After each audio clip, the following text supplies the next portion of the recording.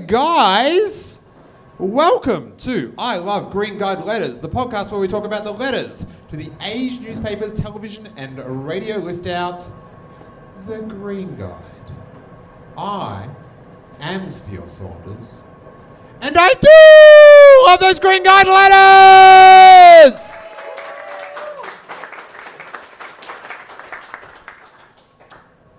It is good to be back. Mere hours after the last I Love Green Guide Letters episode. It is killing me, but it is good fun. On the first night, I was complaining that the age that the Green Guide contained did cost $3, but I have been able to bring it on stage 3 times in 3 days, so I'm getting value for money. Take that, Fairfax Media.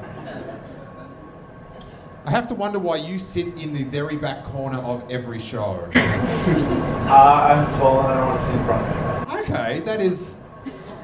I feel bad now. You must feel like a real prick.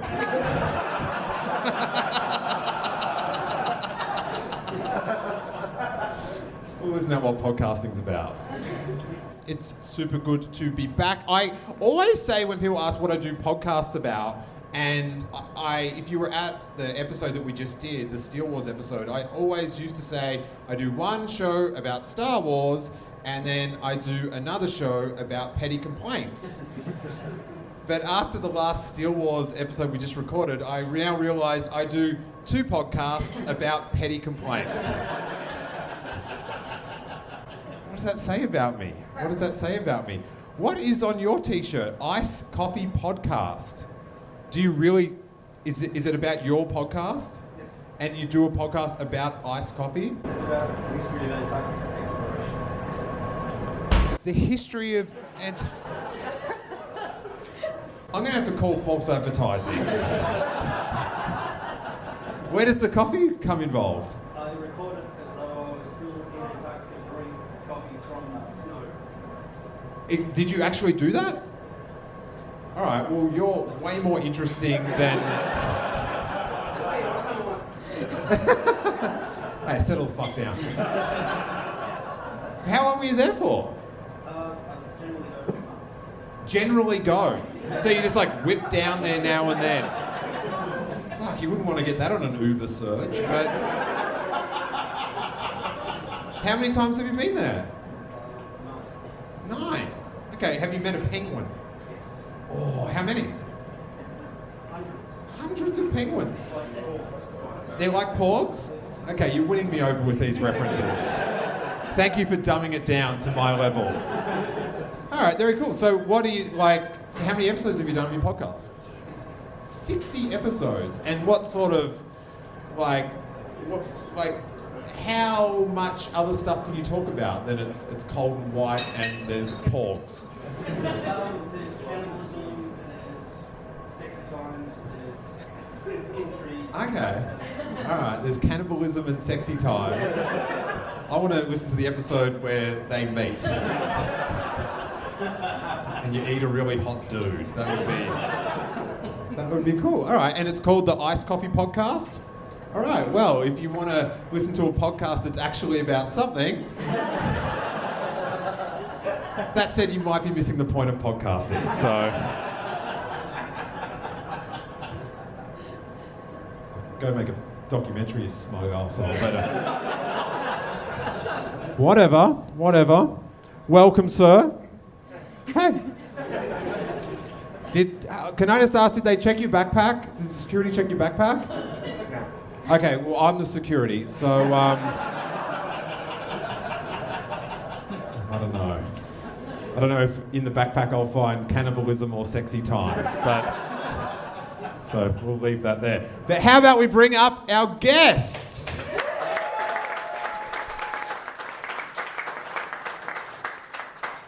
All the way from episode number 1. And my, has he blossomed into the showbiz dynamo that he is. Round of applause for my great friend, Luke McGregor!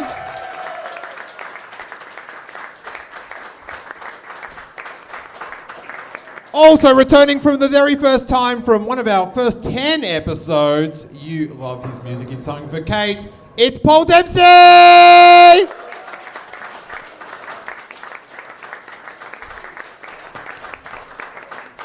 And the undisputed king of Australian podcasting that doesn't host The Bachelor, it's Will Anderson!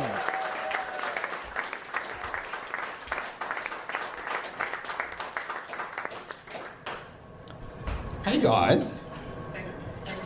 Are you on? Hello, hi.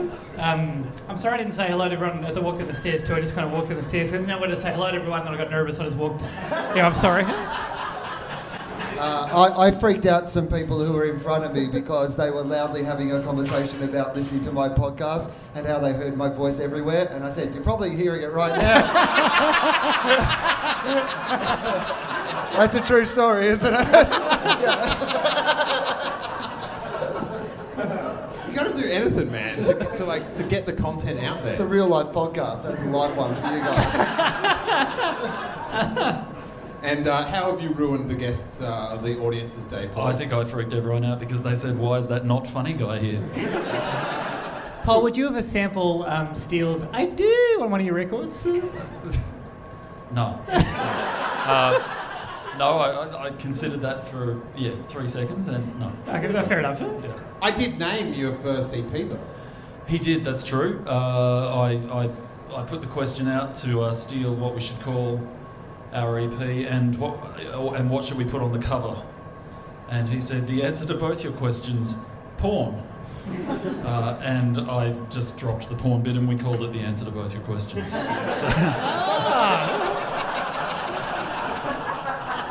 So he did give us the title, true story. That's great. Pretty elegant, guys. But this was a different time. This is mid-90s where answering anything with the word porn was pretty funny, okay? So they were different. It was before the internet, so I don't even think I'd seen porn at this point. It was something you heard about. No, the first time I ever saw porn was at a friend's house party. He was filming one, or? Mr. Black. To school with. Mr. Black. What? Oh yeah. All right, here we go. Okay, all right. So her parents had gone away for the weekend, so we had a house party at their house. It was in high school, and they'd gotten into the parents' porn stash, but they were watching with two dudes in tank tops on like a little gym mat, and they were going at it, and They kept their tank tops on. yeah, because it's classy, right?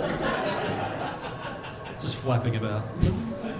And I remember just like going, I just couldn't imagine a world in that someone's Well, you parents could ever look at Mr. his Black. dad the same way.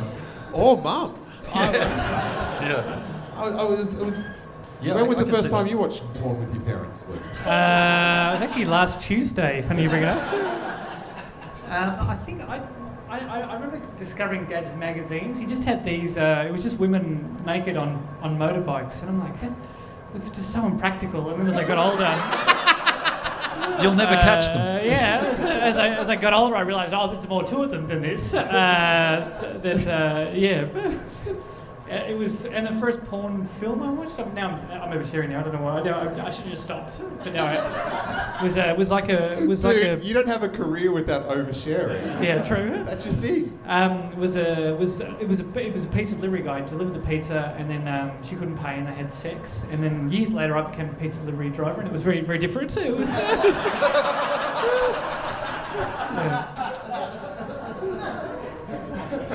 You kept bringing an extra pizza. Yeah, it was. You haven't paid for this one. No, nothing. There was. That's what you always dream of, right? If you're in one of those sort of jobs, that there will be some, like, so I once had one that kind of, not quite to that degree, but, almost the fantasy of what you imagine it would be. So I delivered the census, like it was a good job. Yeah. Yeah. So it was like a door-to-door thing. This was back, when I was living in Melbourne the first time, so this is going to be like 16, 17 years ago, something like that. And so you had to go door to door and deliver the census and kind of explain to people what the census was about, and then you would come back and do it.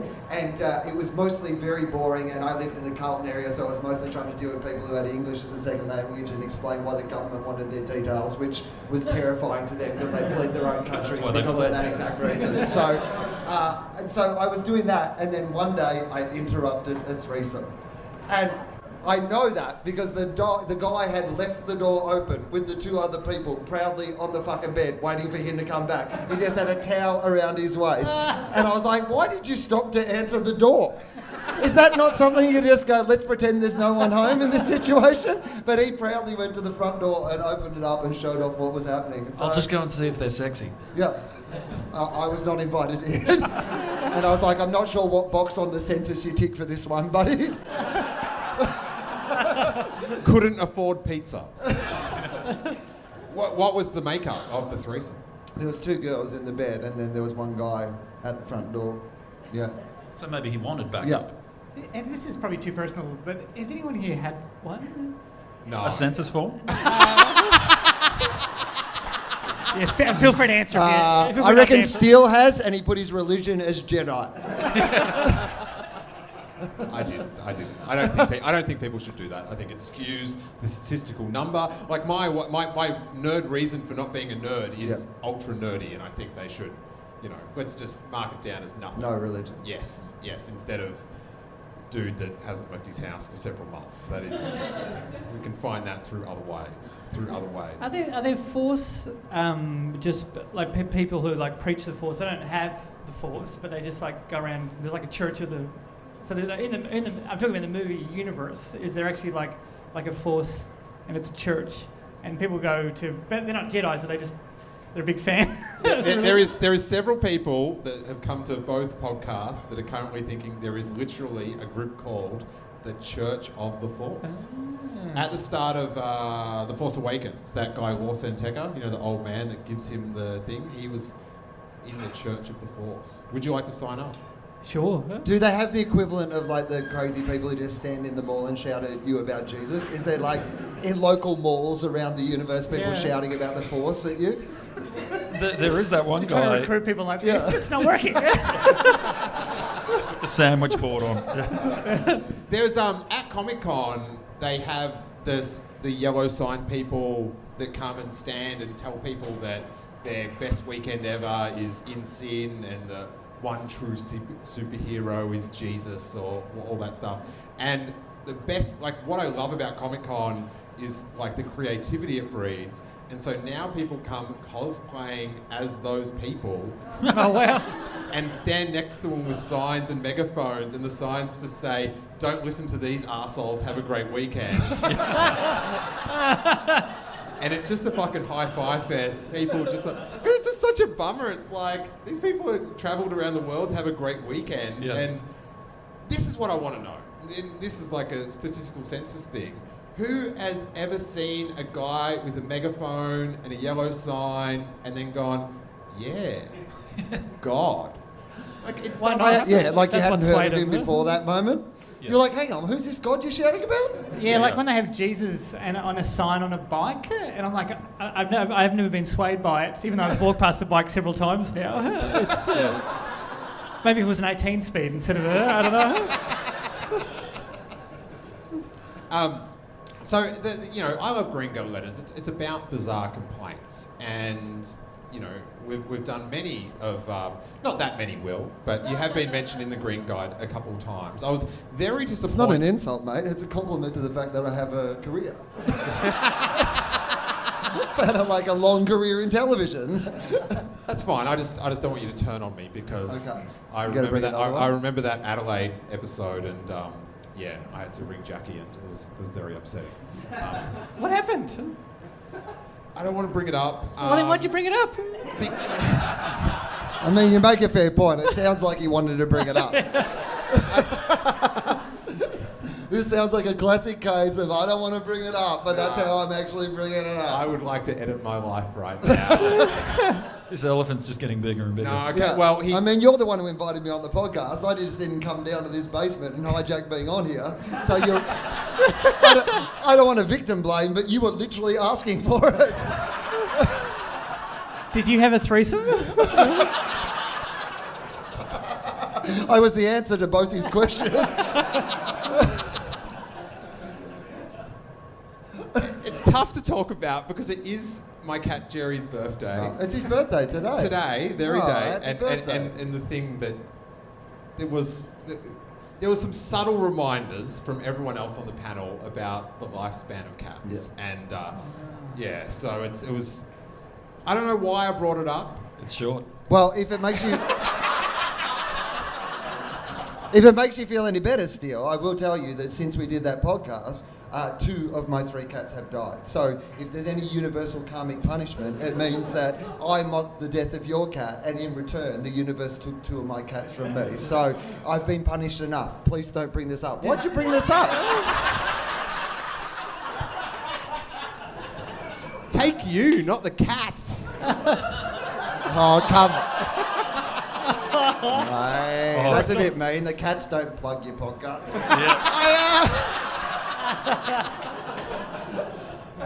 The hard truth of content creation. But sometimes the complaints, about what someone's tie they're wearing or how they pronounce a unit of measurement. But after doing a rock concert, I believe they're called, what are some of the more peculiar complaints that you've received, Paul, as a musician?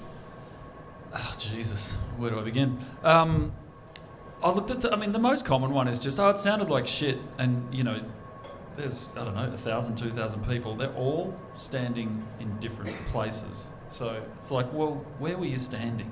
Oh, behind the pillar, 3/4 of the way back, facing the wrong way with my shoes over my ears. It's like, what? You're asking for trouble. Yeah, exactly. Yeah, I don't know. I'm trying to think, are there any peculiar ones? I don't know. I remember going into the men's room after one show, and I was in a cubicle, and listening to these 2 guys just having, what'd you think? How was that? That was kind of shit. I fucking don't know about when he was, banging on about that thing, and you just listened to a whole review of the show from these 2 drunk guys. Have you ever had a moment where you were trying to create a moment? I went and saw, Lupe Fiasco, the rapper, and it was the night Obama was being inaugurated. It was the Enmore in Sydney. I bet you played there. It's a beautiful venue, right? And so he decides, Black American guy, wants to give a shout out to this bit of history that's happening across the world. So he calms everybody down in the middle of this gig, and he goes, I'd just like to acknowledge that thousands of miles from here, something I never thought would be happening is happening. And the whole audience is, there with him, except for this one drunk Aussie guy who just goes, we call it kilometres here, mate. God, who would have thought that Arthur Coma was a Lupe fan? That's incredible. Well, it's interesting about the toilet thing because comedic legend Brad Oakes, who has just been doing comedy for many years in the Melbourne scene, who's been on the show many times, he had a thing like this sort of like Yoda wisdom, and it's like if you want to know what they really think, straight after your set at the break, go into the toilet cubicle and just sit in there and you'll get the truth. Yep. Fuck that, man. I am holding on till I get home. I think the beginning of that sentence as well is like, if you want to know what they really think. No, not really. I don't know. No, that's the real life version of don't read the comments. Yeah, exactly. Yeah. I had a guy. After a gig once. I was in the toilet in the cubicle, and this guy was at the sink with his mate, and he just started throwing water into my cubicle. He just started. His mate was there You going. think it was water? Yeah, I hope so. But yeah, he was just scooping it out of the sink and into my cubicle, just landing on me. His mate's going, "Stop that, mate!" I was just getting water on me, and I hadn't said anything. And he's just going, "Mate, are you in there?" And I wasn't going to say. I didn't want to say anything because I hadn't said anything in a while. I'm like, I can't. I'm like, this guy doesn't know how big I am. This guy doesn't know it's me. I could be huge, And so I just punched the cubicle door really hard, and he sort of stopped for a while, and then I think he started thinking, I don't know who's in there. This guy could be huge as well. But then he just started again. and then his mates left. Because he was huge. Yeah, and then he just kept doing it. Eventually, I just had to get out. So I just left the toilet, and I was all wet and looked sad. And then he looked at me and he goes, "Sorry, mate." He walked out. That was it. That was their interaction. It was just a weird. I don't know what to do with it. I've tried to write it as stand-up, but it's not that great a story. It's just. Probably should have told it, to be honest. The only way it could have ended well is if he was like a pastor or something and told you, "Bless you, my son," and yeah, just been baptised. Could have saved it. Welcome to the faith. Yeah. But no, I just he left and I stood there for a little while, trying to dry off, and then I left. Got on with my life. So this was after you performed? After I performed, yeah. Did he have like a? It wasn't a solo show though. It was part of a group. And did he recognise? I don't know. He just walked out and had just looked like he felt sorry for me, and I felt sorry for me, and now I feel sad thinking about it. So maybe your lesson from going into the cubicle was that he thought you're a bit dry or something. Let's wet him up. Yeah, that's thanks. I feel better about it now. Still, thank you. What about that other one? I don't know if you're talking. You went to the bathroom in the middle of a show. Oh, in Perth, yeah. I had to go to the toilet really bad. Because I don't know. You got off the stage and went you to guys don't get a bathroom break, do you? Because you guys go for hours sometimes. Yeah. We did one tour once where the show was 3 hours, so we actually did put a little 10-minute interval little bathroom in the break? middle of the set and with a short film played while we got off stage for 10 really? minutes. Yeah. 3 hours is a long time It's to a be long on stage. time. Have you ever had to go, Will? No, like I find once I get on stage, like that, the desire to go to the bathroom goes away. I thought so too, until Perth. Sorry to interrupt. No. It was about 350 people. It was on a beach, and I said, "I'm so sorry." Hang on, I was on a beach. I was on a beach. Well, no wonder you were seeing water the whole time. That's going to trigger you. First mistake. Yeah. And it was at the Fountain Festival, and it was raining. Yeah. And I was getting sunburned. It was dumb. Anyway, it was this outdoor gig, and I was doing my hour show, and then I just said, maybe 20 minutes in, I'm really sorry, I have to go to the bathroom real bad, and I don't know what to do. And a lady... Everyone's waiting for the punchline. Yeah, exactly. And people sort of waited, and I just said, I'm serious, I'm busting. I really don't know what to do. Would you guys mind if I just... I don't know. And then this lady in the front goes, just go. And I'm like, just wet myself? She's like, no, go to the... So I went around the back of the stage to a porta potty and brought the cordless mic with me. And then I just went to the toilet holding the mic saying, I'm so sorry. You did a live piss commentary. Yeah. And then I went and I came back out and most people were still there, not all. And then just did the rest of the show. And then got a Nobel Peace Prize at the end. It was it was weird. At least there wasn't a queue. All of my stories just sort of peter out. I apologise. I'll work on Well, our mutual friend Clint, who plays drums in Something for Kate, has a notoriously low tolerance for... He's a pea bladder. Yes, Yeah. for liquid consumption. So It's unbelievable. Does he ever, let's just... Because there's the musician thing of, at the end of the concert, you wrap up. Yeah. But you've planned on more songs. Have you ever had to we need to end the show at 45 and we'll do an hour encore? I think the reason he plays drums the way he does, I don't know if anyone's here has seen Clint play drums. He's like Animal from the Muppets. Very physical, just non-stop the whole entire time. And, one could think that that's him just really getting into the rock and roll spirit of the thing or whatever. I think he's just trying to sweat as much as he possibly can.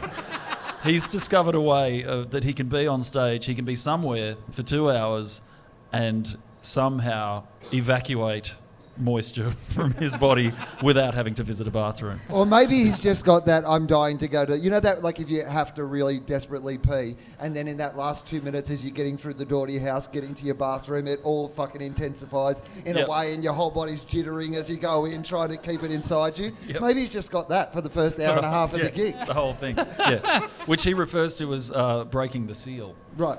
But the other thing is, he's got a drum kit that he can just piss behind. That's fine. Yeah, I know. Do you know what I mean? And he Like, just have a sweats so little much. bucket there, it'd He be sweats fine. so much Yeah. that there's a puddle back there anyway by the end of the show. If you- So if you really, if you forgot that was your pee bucket though, and then you hit it and it spilled everywhere, like, so it was part of the kit. I just can't wait to see your next show, Luke, and you've got like a drum kit on stage. Just gonna do a little solo for you now, guys. Yeah. All right, you guys, how about we love some letters? I was devastated to learn that, because, like, I take a lot of joy and entertainment from the pun titles that the sub-editor comes up with for all the letters. And I was just disheartened. That would be the word. Disheartened that there hadn't been one, like, letter, like, complimenting, like, Kate Ritchie or Kate somebody else that mentioned something for Kate. There has not been a something for Kate pun headline in the Green Guide. no, there hasn't. The Age though, a couple of times when Kate Blanchett won an Oscar, something for Kate. When Kate Middleton had her first child, something for Kate. Maya did a full-colour, full-page ad campaign in The Age with Kate Sobrano as their ambassador, something for Kate. We actually looked into that. Can they use our band name in an advertising campaign? I don't know. It's happened. Apparently, yes. Is the Well, answer. yeah. or apparently we're not going to fight that. You know? Well, if they can't, then Jet is in for a lot of lawsuits with a lot of airlines. That's It's very exactly it, profitable. yeah. What has been like the most egregious use of a something for Kate pun? Oh, look, I mean, nothing egregious. I think you actually have to sort of just take it as a compliment and go, well, something about our band name has entered into the kind of public consciousness, and I guess that's something we should be happy about. There is a cake decorating business in Sydney called Something for Cake. Do you get free cakes at Something for Cake? I would want that. Yeah. At the very least. Yeah. I love a pun name for a shop. My favourite one I ever saw was a van in Salamanca Markets in Tasmania, and it was like an Indian curry van, but it was called Hey Hey, It's Satay Day. Right. That is. That's awesome. You'd have to sit and go, fuck yeah, it is. Yeah. That is awesome. Could you imagine if Maya did a sales campaign and it was just called Luke McGregor? That'd be very disturbing. I'd probably try and get some discounts, I guess. I don't know. We tried to think of pun names for real estate agencies. So Seals and I had when we were doing Rosehaven. So we had Get Real Estate, and we'll move you. But a real estate agency has already got it. Both those things. It's called Get Real Estate and We'll Move You. And Seals is like, they're running circles around us. That's because we couldn't think of anything. It's not a good sign when a real estate agent is getting to jokes before. Yeah, they're beating us. Yeah. We ended up hiring them as joke writers. So good. All right. Well, first up, let's dip into a classic letter. This is never good news for me or Luke.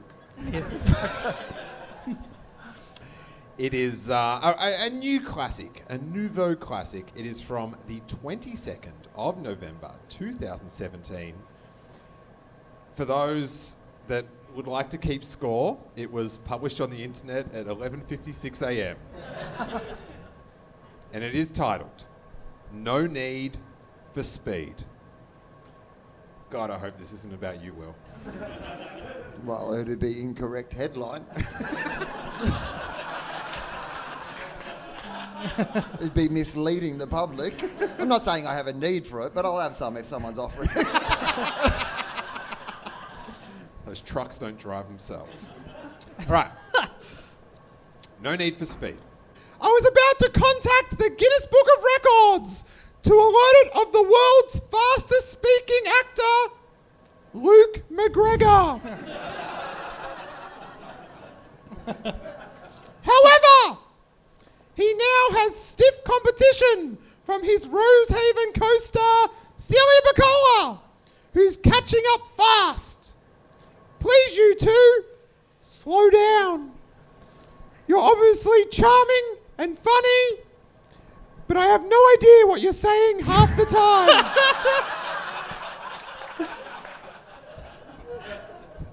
That's from Diana Greentree in Preston. How do you do?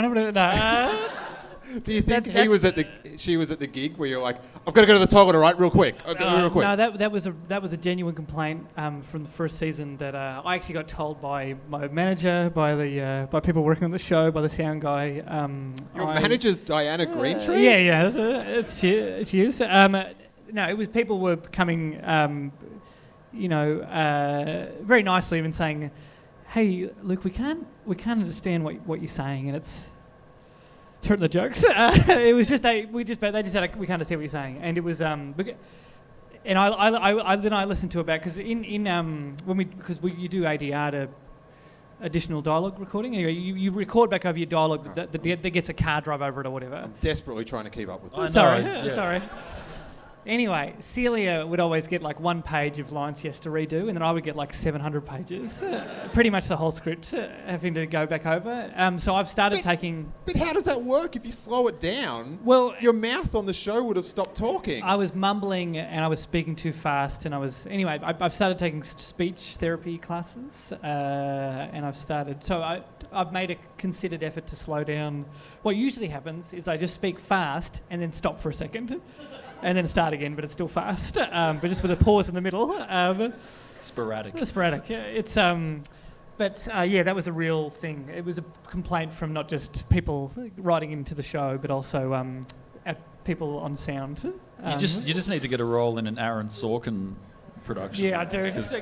Every single character in all of his things, they're all like coke-addled geniuses who speak at a million miles an hour, and everything is incredibly clever and funny and whip smart. And exactly. It's annoying. And failing that, just some subtitles on the next season. It was something that I sort of got taken aside by a few people, and we had Luke, you need to fix your speaking intervention type thing. Yeah. God. Because I was like, I didn't think I was, and then I watched the rushes, and I'm like, I actually can't understand what I'm saying. And I'm like, if I can't understand, then such and such from wherever she was is probably not going to understand it either. Explains why they're called rushes, though. It's true, and nice. So no, it was a real thing, and hopefully season 2 was better. But by the sounds of things, she's actually talking about season 2, so it hasn't gotten better.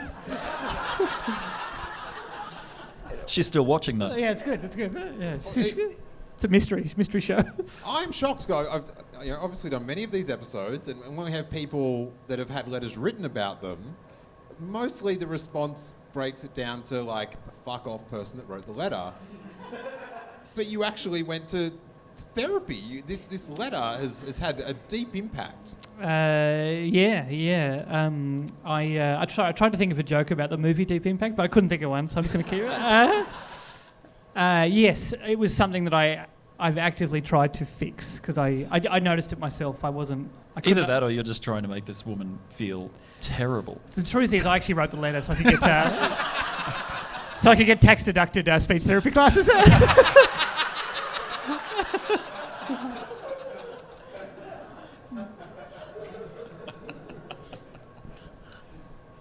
But the show is great. I like the way you talk. Thanks, buddy. I like everything about you, Luke. Yeah, you know what? On behalf of Luke, I'd like to say, fuck you, letter writer. You don't try to change a fucking genius like Luke McGregor. Your letter was written too slowly. How about that, you fucking stupid? Thank you, buddy. I appreciate that. Living in Preston, fuck you. She's actually my speech therapist now. Sorry. No. I take it all back. Well, I just like to do some math because as Luke also got that suggestion from his manager, and as you share the same management, would you like to? Oh, my management know better than to give me suggestions. Is that what you're asking? Yeah. What's the difference between Luke and I? No. She got a meeting so I say fuck you, my management as well. Is that what you're asking for? Yeah, that's what. Yeah, I'm big and powerful enough to do that. I like like it that you're aware of your power. Yeah, it's fine. I don't work for them. They work for me. I'm not getting 15% of their money. Correct. Well, what's the strangest suggestion that you've ever been given, Paul? Strangest. I remember our first manager, and I would have been like 19 years old, and I bought a pair of like black leather shoes, and I wore them. I don't know. The first time our manager saw them, he looked down at the shoes and looked up at me and said, "It's too early." Brutal, huh? I was like, "What do you mean?" He's like, "The kids won't get it." I'm like, "What are you talking about?" And he was just like, "I don't know, serious shoes."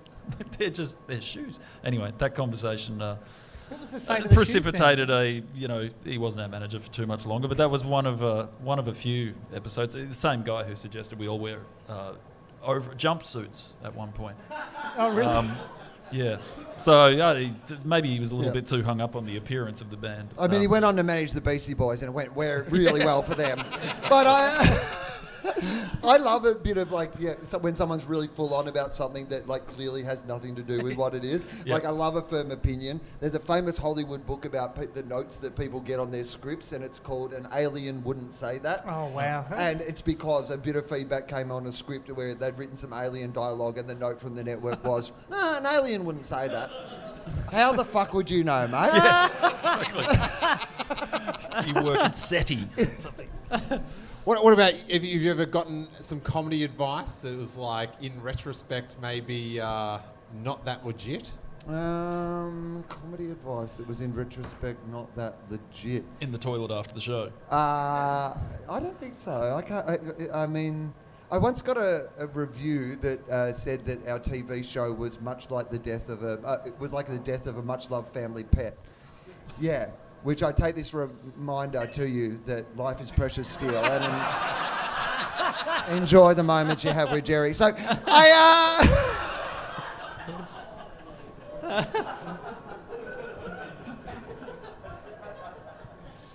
you can't go back at me. 2 dead cats in the last year. Does Jerry this have is an my pain alibi? to talk about. Jerry's fine, and Jerry Jr. will be equally as lovely.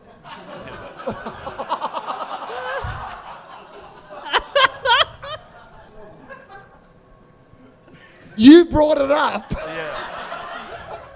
And I don't want to bang on about it, but your friends have had the conversation like, what's going to happen to Steele when? Have you got a plan Yeah, it's a conversation that Steele's friends have when Steele's not around. And also now when he's around. I know. Yeah, that's called breaking the seal.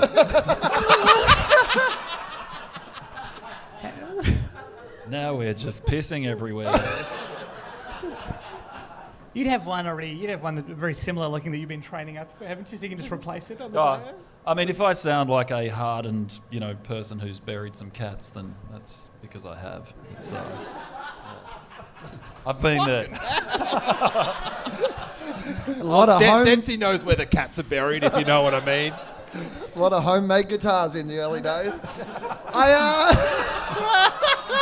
Those strings have got to be made out of something.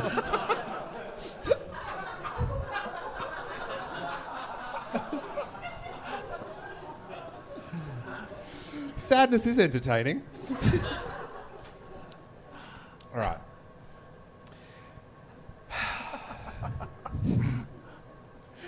Exclusive or banal? Banal is a good Gringo Letters word. It's got anal in it. Hey you guys, unfortunately we only got a recording of the first half of this live episode, but the good news is you can listen to the hilarious conclusion to this live episode on the audio version, which you can get on iTunes, ilovegreenguyletters.com, or wherever good podcasts are downloaded. Also, make sure you check out the other live I Love Green Guide Letters that are also on my YouTube feed. And if you like humorous Star Wars chat, check out all the action at youtube.com/Steele Wars. Enjoy the internet. I know it's really soothing.